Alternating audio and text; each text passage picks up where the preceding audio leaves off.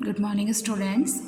After completing second chapter, today we going to start the second unit.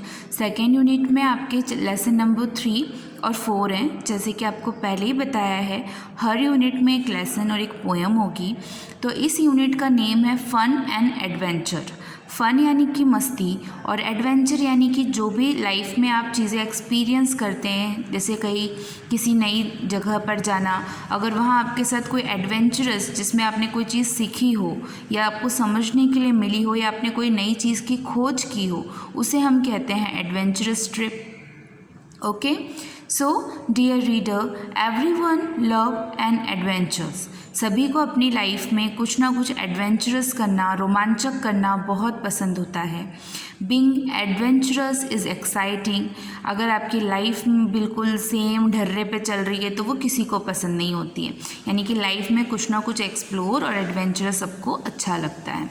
In this theme we will read and play a play and a poem, adventurous and a fun. तो यहाँ पर आपको एक story है. First है lesson number 3, the adventures of Raghu. ये एक तरीके का नाटक है.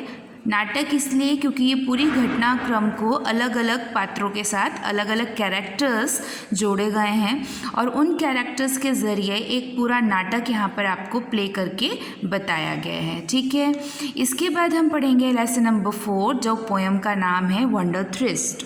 सो let's start the lesson number 3, the adventure of Raghu. Lesson number 3, the adventures of Raghu. Raghu एक बच्चा है, एक लड़का है जिसकी लाइफ में एक दिन में बहुत कुछ होता है. तो अब हम इस कहानी के ज़रिए पढ़ेंगे कि उसकी लाइफ में क्या क्या एडवेंचर्स हुए. सबसे पहले हम इसका इंट्रोडक्शन पढ़ते हैं. Reading junction. Let us now read a play about क्यों? क्योंकि ये एक नाटक कहानी है, यानी ऐसी कहानी जिसे हम नाटक के रूप में भी दर्शा सकते हैं. About a boy name Raghu who experienced a series of adventure one day. जिसने एक दिन में बहुत सी चीज़ें एक्सपीरियंस्ड कर ली. यहाँ पर कैरेक्टर यानी कि इस कहानी में जो जो पात्र हैं वो आपको बताए गए हैं. पहला है नरेटर. अब आप सोच रहे होंगे नरेटर कौन होता है. जैसे कि इस कहानी को मैं आपको सुना रही हूँ तो मैं इस कहानी की नरेटर हूँ.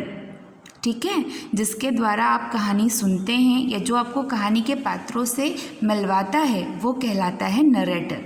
सो I am the narrator of this story. Raghu a young boy. एक यंग बॉय है जिसका नाम है रघु. दूसरा कैरेक्टर है उसकी मम्मा का, रघुज मदर. फोर्थ कैरेक्टर है एन ओल्ड वुमेन, एक बूढ़ी औरत का. फिर एक कैरेक्टर है 5th नंबर का, अ यंग मदर, एक मम्मी का. 6th कैरेक्टर है इस कहानी में अ चाइल्ड, एक बच्चे का. 7th कैरेक्टर है a man and the women by the river side. नदी के किनारे एक आदमी और एक औरत का कैरेक्टर आएगा. इसके बाद 8वें कैरेक्टर का नाम है a man at the bridge. Bridge पर बैठा हुआ, ब्रिज का मतलब होता है पुल. पुल पे बैठे हुए एक आदमी का कैरेक्टर आएगा. And the last is a wedding troupe of the 10 man. 10 लोगों का एक वेडिंग ट्रुप रहेगा, वो इस कहानी का लास्ट कैरेक्टर है. ठीक है, so let start the story. Okay, now let's start the story. Suppose मान लीजिए ये एक कहानी आपको सुनाई नहीं जा रही है, ये एक नाटक चल रहा है. तो जब नाटक शुरू होता है तो सबसे पहले क्या होता है, द कर्टन राइजेस, पर्दा हटता है. नरेटर यानी कि ये मेरा डायलॉग है. Raghu is a 10 year old boy. जब भी कोई नाटक शुरू होता है तो उस नाटक के सारे किरदारों से आपका परिचय कौन कराता है, नरेटर करवाता है. तो यहाँ पर नरेटर मैं हूँ, तो मैं आपको रघु के बारे में और इन्फॉर्मेशन बता रही हूँ कि Raghu is a 10 year old boy who lives in a small picture sequence village. Picture sequence village का मतलब होता है एक छोटे से और प्यारे से ब्यूटीफुल गाँव में रहता है जहाँ का वातावरण देखने में बहुत सुंदर होता है. With his mother and father, अपने मम्मी पापा के साथ. दे आर पुअर, वो बहुत गरीब होते हैं। Raghu's mother work hard grinding grains into a flour, flour का मतलब होता है आटा, and selling it at the market. Raghu की जो मम्मी रहती हैं वो बहुत ही वर्क हार्ड वूमेन होती हैं, वो आटा घर पे पीस कर मार्केट में जाकर उसे बेचती हैं। Raghu's father work in a factory far, far का मतलब होता है दूर, far away in the city. Raghu के पापा गांव से दूर सिटी में काम करते हैं। They are a happy family, वो एक बहुत ही प्यारी सी फैमिली है। Every day is exciting for Raghu, Raghu बहुत ही एडवेंचरस बच्चा है, तो वो अपने रोज़ के दिन में कुछ ना कुछ एक्साइटिंग करता है। Who roams the village playing in the field, roams the village यानी कि पूरे विलेज में घूमना, फील्ड में खेलना। Seeking and stumbling upon some of adventures और the other. Here is the story of one of Raghu's adventure, यानी कि रघु बहुत ही एडवेंचरस बच्चा है, कुछ ना कुछ रोज़ वो अपनी लाइफ में कुछ नया सीखता है या करता है। तो उसकी इतनी बड़ी लाइफ में से हमने एक दिन की स्टोरी यहाँ पर आपको दिखाते हैं। तो सबसे पहले आते हैं सीन नंबर 1 पे, यहाँ से नाटक शुरू हो रहा है, ठीक है। Raghu's mother is getting ready to go to the market to sell flour. Raghu is out of the garden playing with the birds. Scene यहाँ से शुरू होता है कि सबसे पहले रघु की जो मम्मी है वो आटा बेचने के लिए बाहर निकलती हैं और रघु बाहर अपने घर के गार्डन में बर्ड्स के साथ में खेल रहा है। देखो कुछ इस तरीके से ये इसका घर है। सीन क्या दिखा रहे हैं कि मम्मी मार्केट जा रही है और रघु अपने घर के गार्डन में बर्ड्स के साथ खेल रहा है। तो मम्मी का डायलॉग, मम्मी बोलती हैं यहाँ से, Raghu I am going to the market to sell the flour. Raghu मैं मार्केट जा रही हूँ आटा बेचने। Do you want me to get you anything, क्या तुम्हें कुछ चाहिए। रघु, अब ये रघु का डायलॉग है। A drum mother I want a drum, मुझे ड्रम चाहिए। छोटे बच्चों के पास होता है ना ड्रम बजाने के लिए, तो रघु ने भी अपनी मम्मा से कहा कि मुझे ड्रम चाहिए। Mother to herself, to herself मतलब क्योंकि वो गरीब होते हैं और ड्रम महंगा होता है। Oh dear a drum, I thought he would want something to eat, where on earth will I find the money for a drum. वो अपने आप से कहती है कि मेरे बच्चे को ड्रम चाहिए, बट मुझे ऐसा लगा कि वो खाने के लिए कुछ मांगेगा, क्योंकि ड्रम क्या होता है, जो खिलौने होते हैं वो महंगे होते हैं और उसकी मम्मी वो अफोर्ड नहीं कर सकती। Now continue. अब सीन नंबर 2 में देखिए, सीन नंबर 1 तो हो गया कि उसकी मम्मा खुद से बोलती हैं। इसके बाद Raghu's mother return from the village carry a piece of wood looking tired. अब शाम में जब वो वापस आती हैं आटा बेच के, तो वो काफ़ी थकी हुई होती हैं। मदर का dialogue, look what I got for you little one, a lovely piece of wood. अब उसकी मम्मा बेचारी ड्रम तो अफोर्ड कर नहीं सकती थी, लेकिन ड्रम बजाने की जो स्टिक होती है लकड़ियों की, उन्होंने उसे 2 लकड़ी के जो वुड रहते हैं, यानी कि वुड जो होते हैं, उसकी बहुत ही प्यारे प्यारे पीसेस ला कर दिए। Raghu to himself what will I do with. वो खुद से कहता है कि अब इससे मैं क्या करूँगा। Oh never mind. To his mother I am off to play. उसने खुद से कहा कि चलो कोई बात नहीं, मम्मी लेकर आई हैं तो मैं ले लेता हूँ, और फिर वो अपनी मम्मा को बोल के घर से बाहर खेलने के लिए निकल गया। अब आते हैं हम सीन नंबर 3 पे। आउटसाइड अ हट, हट का मतलब होता है झोपड़ी।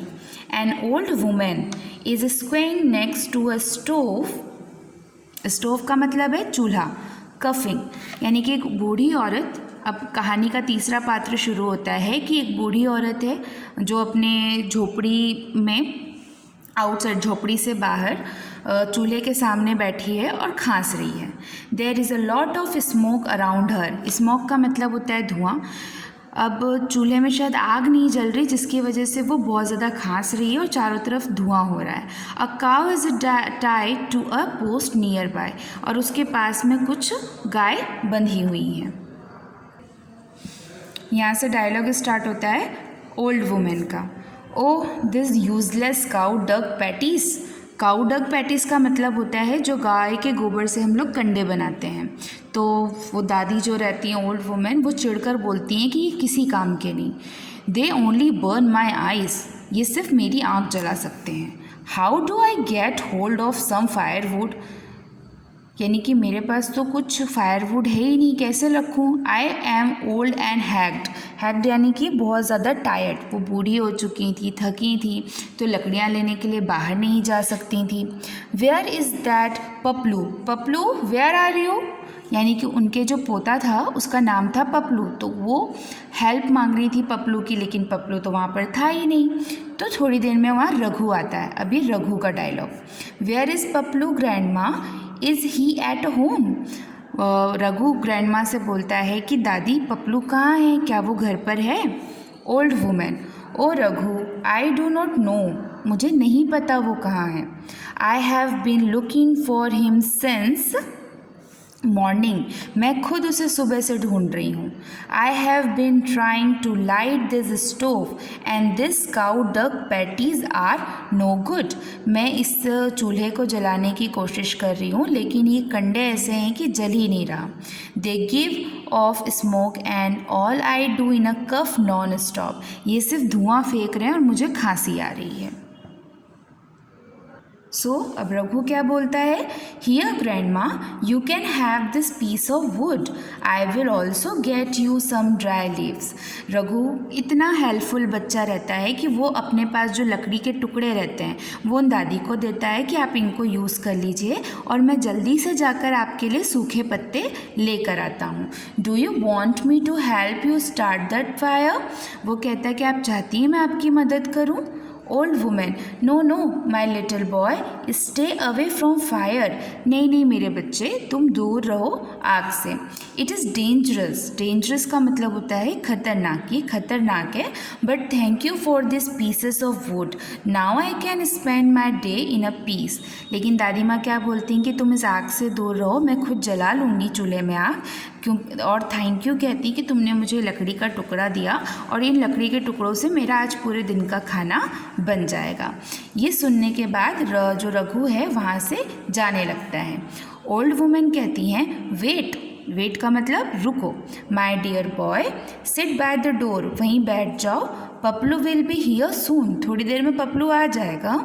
इन the meanwhile I shall make some delicious rotis for you, तुम थोड़ी देर बैठो, पपलू का इंतज़ार करो, मैं तुम्हारे लिए बहुत ही टेस्टी रोटी बनाती हूँ।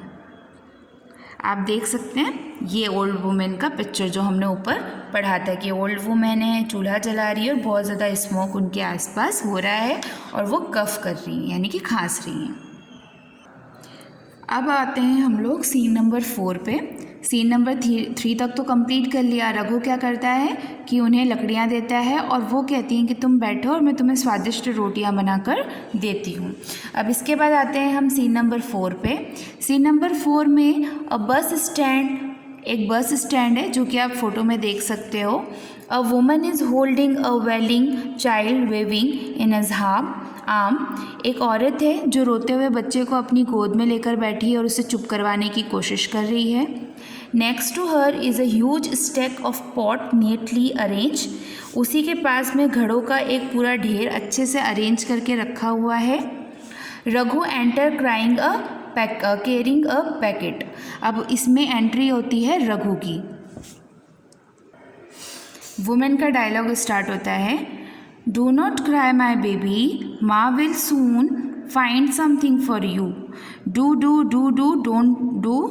डोंट क्राई माई बेबी, यानी कि उस औरत जो अपने बेबी को गोद में लेकर बैठी है उसे कह रही है कि रो मत, मम्मी तुम्हारे लिए जल्दी से कुछ खाने के लिए ढूंढेगी या फिर खाने के लिए जल्दी अरेंज करेगी, रोना बंद करो। Raghu, why is he crying, Raghu वहाँ पर पहुँचता है और उससे पूछता है कि ये रो क्यों रहा है। Women, he is hungry, hungry का मतलब होता है भूखा, ये भूखा है। अवर लैडर, लैडर का मतलब होता है कि स्टोर रूम जहाँ पर आप खाने पीने की जो चीज़ें होती हैं वो रखते हैं। Our larder has been empty for 2 days now, यानी कि मेरा जो जहाँ पर अनाज रखा जाता है वो कमरा पूरा खाली हो चुका है, खाने के लिए हमारे पास 2 दिन से कुछ भी नहीं है। Raghu, here little one take this roti, Raghu देखो कितना अच्छा है कि उसके पास जो रोटी थी उसने उस रोते हुए बच्चे को दे दी। It is warm and fresh, ये गर्म और ताज़ी रोटी है। The child immediately stop wailing, grab the roti and wolf it down। यानी कि तुरंत बच्चे ने वो रोटी देखकर रोना बंद कर दिया और उस रोटी को लेकर खुश हो गया। Raghu play with the baby laugh with happiness. Raghu उस बच्चे को खिलाने लगा और जो बच्चा था वो खुश हो गया क्योंकि उसकी भूख ख़त्म हो गई। Women, how on earth can I पे यू फॉर योर काइंडनेस। वो औरत बहुत ही दया के साथ कहती है कि आपने जो मेरे लिए किया मैं उसके लिए कैसे आपका शुक्रगुजार हूँ, क्या करूँ मैं आपके लिए। Yes I hear, take this pot, accept this as a token of our gratitude please. तो वो औरत क्या करती है, उसके पास ये जो घड़े हैं उनमें से एक घड़ा रघु को दे देती है कि इस घड़े को आप रख लीजिए मेरी तरफ से गिफ्ट समझ के। Go off goes Raghu searching for a Paplu. अब रघु क्या करता है, वहाँ से निकल के पपलू को ढूंढने के लिए आगे चल देता है। ओके, तो आज हमने इस स्टोरी में टोटल 4 सीन्स कंप्लीट करे। पहला सीन था रघु और उसकी मम्मा का, सेकंड सीन भी रघु और उसकी मम्मा का था, थर्ड सीन ओल्ड वुमेन यानी कि पपलू की दादी और रघु का था, और फोर्थ सीन हमारा इस पुअर लेडी का और रघु का था। ठीक है, ये आज के लिए स्टोरी यहीं पर एंड है। जो नेक्स्ट वीडियो आपको सेंड किया जाएगा उसमें आगे की स्टोरी कंटिन्यू करेंगे। Have a good day.